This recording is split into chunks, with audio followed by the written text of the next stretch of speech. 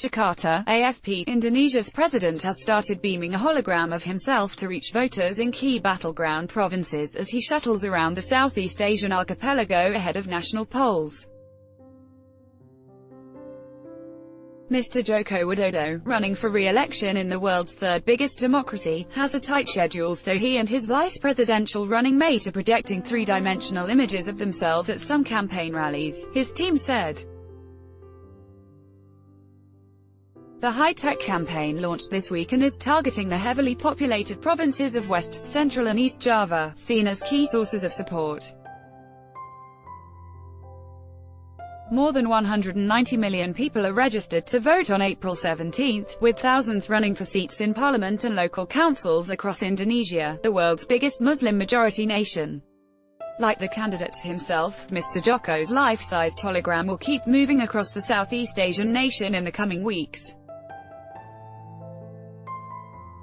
The 57-year-old leader is believed to be the first Indonesian politician to rely on a hologram, but others including Turkey's Recep Tayyip Erdogan, India's Narendra Modi and a far-left French politician have used them in recent years.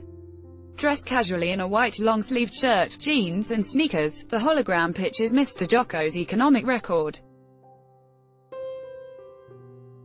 It also hits out against false claims, including that Mr. Joko is an ethnic Chinese communist and not a devout Muslim.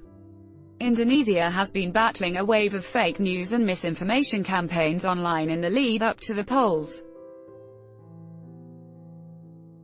Last month, 3 Indonesian housewives were arrested over an online video that claimed Mr. Joko would ban prayer and make gay marriage legal if re-elected, deeply unpopular moves that the politician has never publicly pushed.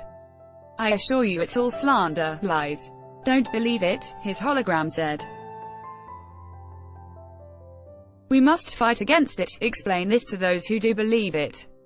The image of Mr. Joko's vice-presidential running mate Maruf Amin, a prominent Islamic cleric widely seen as a buffer against questions about Mr. Joko's Muslim credentials, warned against letting religion influence voters.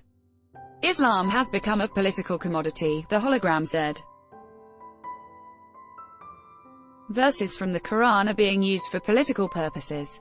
Recent polls show Mr. Joko and Dr. Maruf hold a wide lead over rivals Prabowo Subianto, a retired general, and business magnate Sandiaga Uno. Mr. Joko beat Mr. Subianto in a 2014 presidential contest.